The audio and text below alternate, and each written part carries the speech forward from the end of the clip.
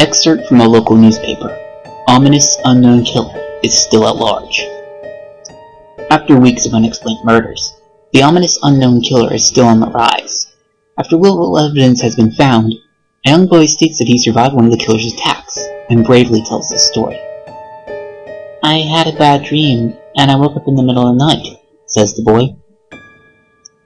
"I saw that for some reason the window was open, even though I remember it being closed after I went to bed.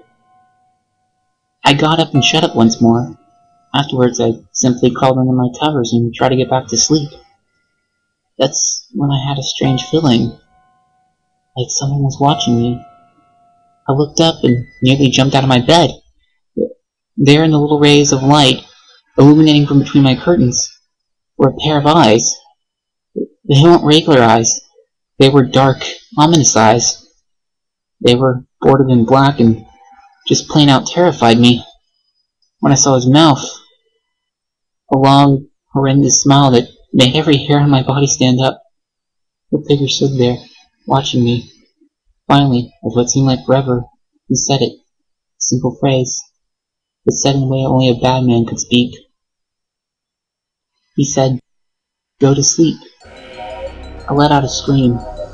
That's what sent him at me. He pulled up a knife, aiming at my heart. He jumped on top of bed. I fought him back. I kicked, I punched, I rolled around, trying to knock him off me. That's when my dad busted in. The man threw the knife. It went into my dad's shoulder. The man probably would have finished him off if one of the neighbors hadn't alerted the police. They drove into the parking lot and ran towards the door. The man turned and ran down the hallway. I heard a smash, like glass breaking. As I came out of my room, I saw the window that was pointing towards the back of my house was broken. I looked out to see him vanish into the distance. I can tell you one thing. I will never forget that face. Those cold, evil eyes. That psychotic smile. They'll never leave my head. Police are still on the lookout for this man. If you see anyone that fits the description in the story, please contact your local police department. Jeff and his family had just moved into a new neighborhood. His dad had gotten a promotion at work, and they thought it would be best to live in one of those fancy neighborhoods. Jeff and his brother Lou couldn't complain though. A new, better house, what was not to love? As they were getting unpacked, one of their neighbors came by. "Hello," she said. "I'm Barbara. I live across the street from you. Well, I just wanted to introduce myself and to introduce my son." She turns around and calls over her son. "Billy, these are our new neighbors." Billy said hi and ran back to play in his yard. "Well," said Jeff's mom, "I'm Margaret. This is my husband Peter and my two sons, Jeff and Lou." They each introduced themselves, and then Barbara invited them to her son's birthday. Jeff and his brother were about to object, but the mother said that they would love to. When Jeff and his family were done packing, Jeff went up to his mom. "Mom, why would you invite us to some kid's party? If you haven't noticed, I'm not some dumb kid." "Jeff," said his mother, "we just moved here. We should know that we want to spend time with our neighbors. Now, we're going to the party and that's final." Jeff started to talk, but stopped himself, knowing that he couldn't do anything. Whenever his mom said something, it was final. He walked into his room and plopped down on his bed. He sat there looking at the ceiling when, suddenly, he got a weird feeling. Not so much a pain, but a weird feeling. He dismissed it as just some random feeling. He heard his mother call him down to get his stuff, and he walked down to get it. The next day, Jeff walked downstairs to get breakfast and got ready for school. As he sat there eating his breakfast, he once again got that feeling. This time it was stronger. It gave him a slight, tugging pain. But he once again dismissed it. As he and Lou finished breakfast, they walked down to the bus stop. They sat there waiting for the bus. Then all of a sudden, some kid on a skateboard jumped over them, only inches above their laps. They both jumped back in surprise. "Hey, what the hell?" The kid landed and turned back to them.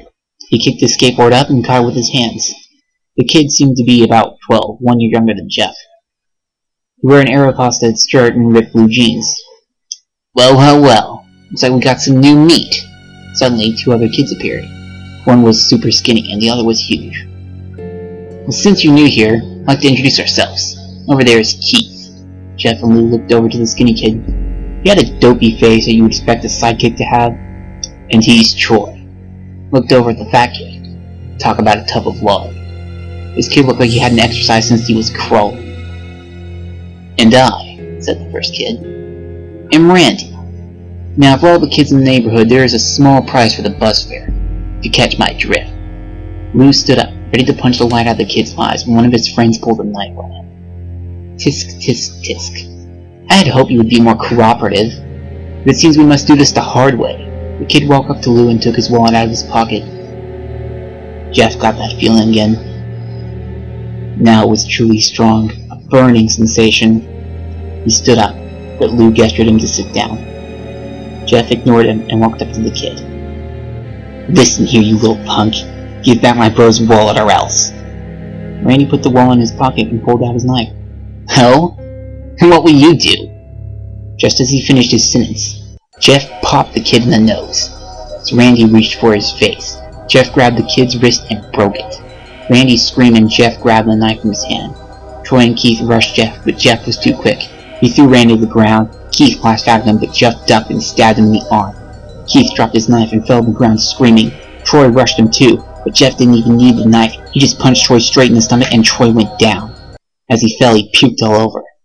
Lou could do nothing but look in amazement at Jeff. Jeff, how'd you... I was all he said. They saw the bus coming and knew they'd be blamed for the whole thing. So they started running as fast as they could. As they ran, they looked back and saw the bus driver rushing over to Randy and the others. As Jeff and Lou made it to school, they didn't dare tell what happened.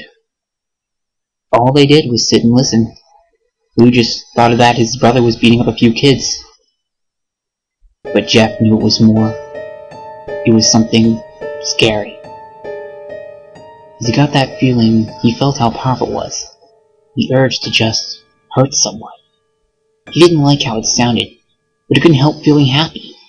He felt that strange feeling go away, and stay away for the entire day of school. Even as he walked home due to the whole thing near the bus stop, and how now he probably wouldn't be taking the bus anymore. He felt happy. When he got home, his parents asked him how his day was, and he said, in a somewhat ominous voice, "It was a wonderful day." Next morning, he heard a knock at his front door. He walked down to find 2 police officers at the door, his mother looking back at him with an angry look. Jeff, these officers tell me that you attacked 3 kids, that it wasn't regular fighting, and they were stabbed? Stabbed, son! Jeff's gaze fell to the floor, showing his mother that it was true. Mom, they were the ones who pulled the knives on me and Lou. Son, said one of the cops, we found 3 kids, 2 stabbed, 1 having a bruise on his stomach, and we have witnesses proving that you fled the scene. Now what does that tell us? Jeff knew it was no use. You could say him and Lou had been attacked, but then there'd be no proof in it, and that was not them who attacked first. They couldn't say that they weren't fleeing, because truth be told they were. So Jeff couldn't defend himself or Lou. Son, call down your brother. Jeff couldn't do it, since it was him who beat up all the kids. Sir, it was me. I was the one who beat up the kids. Lou tried to hold me back, but he couldn't stop me. The cop looked at his partner and they both nodded. Well, kid, looks like a year in juvie. Wait! Says Lou. They all looked up to see him holding a knife. The officers pulled their gun and locked them on Lou. It was me. I beat up those little punks. I have the marks to prove it. He lifted up his sleeves to reveal cuts and bruises, as if he was in a struggle. Son, just put the knife down, said the officer. Lou held up the knife and dropped it to the ground, put his hands up and walked over to the cops. No, Lou, it was me. I did it. Jeff had tears running down his face. Huh, poor bro. Trying to take the blame for what I did. Well, take me away. The police led Lou out to the patrol car. Lou! Tell them it was me! Tell them! I was the one who beat up those kids! Jeff's mother put her hands on his shoulders. Jeff, please. You don't have to lie. We know it's Lou. You can stop. Jeff watched helplessly as the cop car speeds off. with Lou inside. A few minutes later, Jeff's dad pulled in the driveway, seeing Jeff's face and knowing something was wrong. "Son? Son, what is it?" Jeff couldn't answer. His vocal cords were strained from crying. Instead, Jeff's mother walked his father inside to break the bad news to him as Jeff wept in the driveway. After an hour or so, Jeff walked into the house. Seeing what his parents were both shocked, sad, and disappointed, he couldn't look at them. He couldn't see how they thought of Lou when it was his fault. He just went to sleep, trying to get the whole thing off his mind. 2 days went by, with no word from Lou at the GDC, no friends to hang out with, nothing but sadness and guilt. That is until Saturday, when Jeff is woke up by his mother with a happy, sunshiny face. "Jeff, it's the day," she said as she opened up the curtains and let light run to his room. "What? What's today?" asked Jeff as he stares awake. "Why, it's Billy's party." He was now fully awake. "Mom, you're joking, right? You don't expect me to go to some kid's party after..." There was a long pause. "Jeff, we both know what happened. I think this party could be the thing that brightens up the past days. Now get dressed." Jeff's mother walked out of the room and downstairs to get ready herself. He fought himself to get up. He picked out a random shirt and a pair of jeans and walked downstairs. He saw his mother and father all dressed up, his mother in a dress and his father in a suit. He thought why they would ever wear such fancy clothes to a kid's party. "Son, is that all you're going to wear?" said Jeff's mom. "Better than wearing too much," he said. His mother pushed down the film's yelling and hid it with a smile. "Now, Jeff, we may be overdressed, but this is how you go if you want to make an impression," said his father. Jeff grunted and went back up to his room. "I don't have any fancy clothes," he yelled downstairs. "Just pick out something," called his mother. He looked around his closet for what he could call fancy. Found a pair of black dress pants he had for special occasions and an undershirt. Couldn't find a shirt to go with it. He looked around and found only striped and patterned shirts. I don't know what to go with dress pants. Finally, he found a white hoodie and put it on. "You're wearing that?" they both said. His mother looked at her watch. "No time to change, let's just go," she said as she herded Jeff and his father out the door. They crossed straight over to Barbara and Billy's house. They knocked on the door and at it appeared Barbara, just like his parents, way overdressed. As they walked inside, all Jeff could see were adults, no kids. "The kids are out in the yard, Jeff. How about you go and meet some of them?" said Barbara. Jeff walked outside to a yard full of kids, and they were running around in weird cowboy costumes and shooting each other with plastic guns. Might as well be standing in a Toys R Us. Suddenly, a kid came up to him and handed him a toy gun and hat. "Hey, wanna play?" he said. No kid, I'm way too old for this stuff." The kid looked at him with that weird puppy dog face. "Please?" "Fine," said Jeff. He put on the hat and started to pretend to shoot at the kids. First he thought it was totally ridiculous, then he started to actually have fun. Might not have been super cool, but it was the first time he had done something that took his mind off Lou. So he played with the kids for a while, till he heard a noise. A weird, rolling noise. And then it hit him. Randy, Troy, and Keith all jumped over the fence on their skateboards. Jeff dropped the fake gun and ripped off the hat. Randy looked at Jeff with burning hatred. "Hello, Jeff, is it?" he said. "You have some unfinished business." Jeff saw his bruised nose. "I think we're even. I beat the crap out of you, and you got my brother sent to JDC. Randy got an angry look in his eyes. "Oh no. I don't go for even. I go for winning. You may have kicked our asses that one day, but not today." As he said that, Randy rushed at Jeff. They both fell to the ground. Randy punched Jeff in the nose, and Jeff grabbed him by the ears and headbutted him. Jeff pushed Randy off him, and both rose to their feet. Kids were screaming and parents were running out of the house. Troy and Keith both pulled guns out of their pockets. "No one interrupts or guts will fly," they said. Randy pulled a knife on Jeff and stabbed him into his shoulder. Jeff screamed and fell to his knees. Randy started kicking him in the face. After 3 kicks, Jeff grabbed his foot and twisted, causing Randy to fall to the ground. Jeff stood up and walked towards the back door. Troy grabbed him. Need some help? He picks up Jeff by the back of the collar and throws him through the patio door. As Jeff tries to stand, he is kicked down on the ground. Randy repeatedly starts kicking Jeff until he starts to cough up blood. Come on, Jeff, fight me! He picks up Jeff and throws him to the kitchen. Randy sees a bottle of vodka on the counter and smashes the glass over Jeff's head. Fight! He throws Jeff back into the living room. Come on, Jeff, look at me! Jeff glances up, his face riddled with blood. I was the one who got your brother sent to JDC, and you're just gonna sit here and let him rot in there for a whole year? You should be ashamed. Jeff gets up. Oh, finally you stand up and fight. Jeff is now at his feet, blood and vodka on his face. Once again he gets that strange feeling, the one in which he hasn't felt for a while. Finally he's up, said Randy as he runs at Jeff. That's when it happens. Something inside Jeff snaps. His psyche is destroyed. All rational thinking is gone. All he can do is kill. He grabs Randy and piles drives him to the ground. He gets on top of him and punches him straight in the heart. The punch causes Randy's heart to stop. As Randy grasps for breath, Jeff hammers down on him.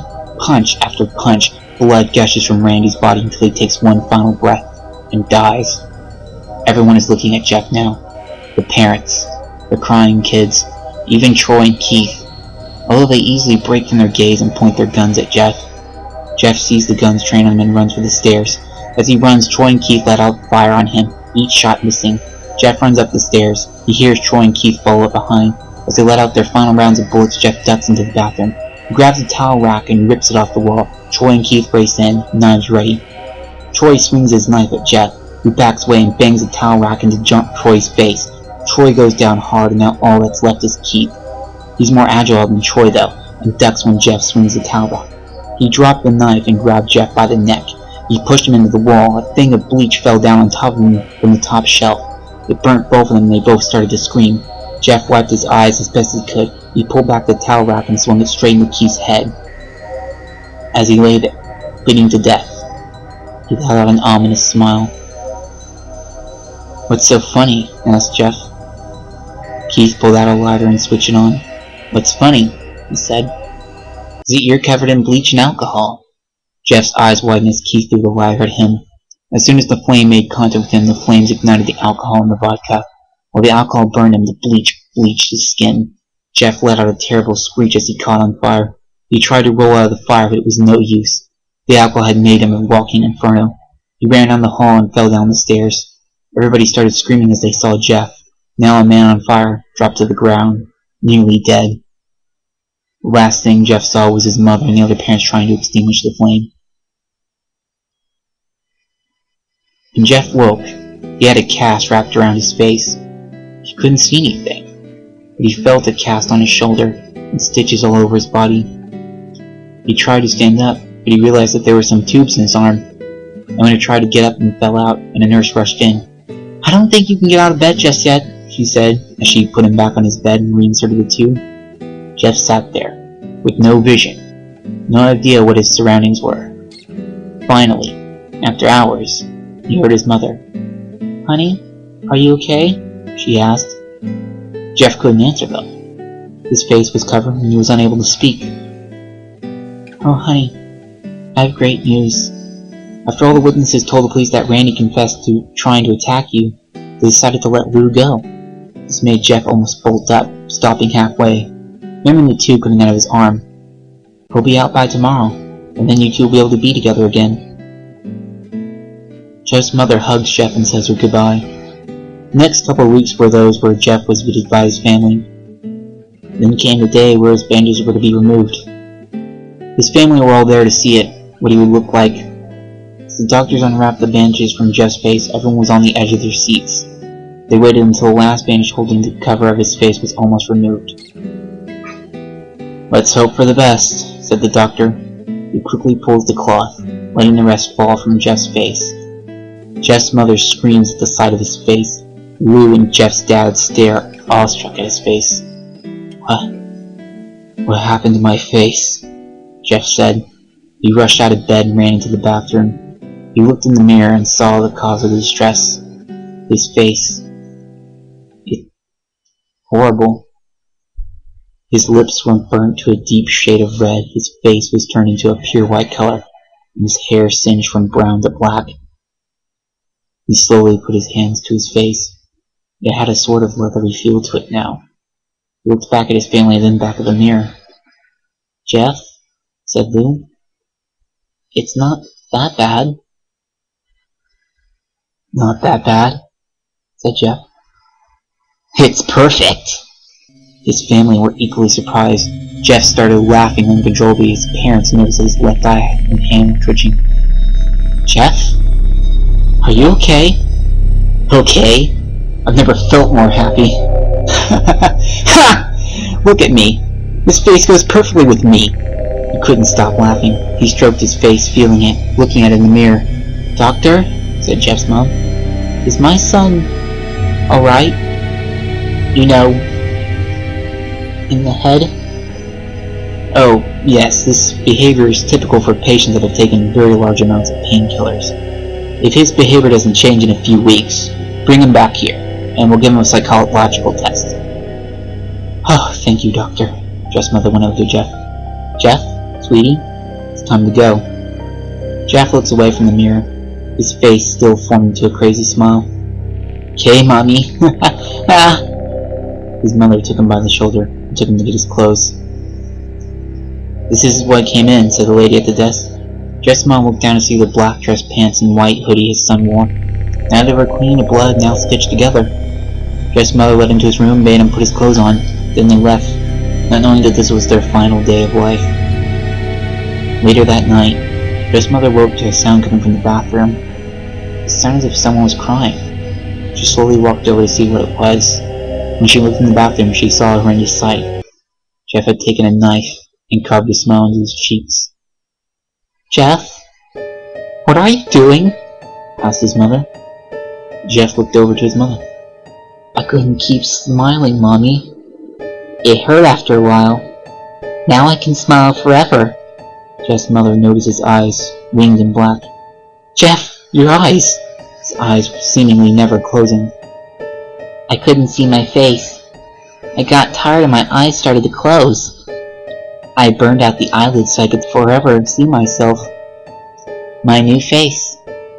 Jeff's mother slowly started to back away, seeing that her son was going insane. "What's wrong, Mommy? Aren't I beautiful?" "Yes, son," she said. "Yes, you are. Let me go get Daddy, so he can see your face." Jeff's mother ran into the room and shook Jeff's dad from his sleep. "Honey, get the gun. She stopped as she saw Jeff in the doorway, holding a knife. "Mommy, you lied." It's the last thing they hear as Jeff rushes them with a knife, gutting both of them. His brother Lou woke up, startled by some noise. He didn't hear anything else, so he just shut his eyes and tried to go back to sleep. As he was on the border of slumber, he got the strangest feeling that someone was watching him. He looked up. Before Jeff's hand covered his mouth, he slowly raised the knife, ready to plunge it into Lou. Lou thrashed here and there, trying to escape Jeff's grasp. "Shh," Jeff said. "Just go to sleep."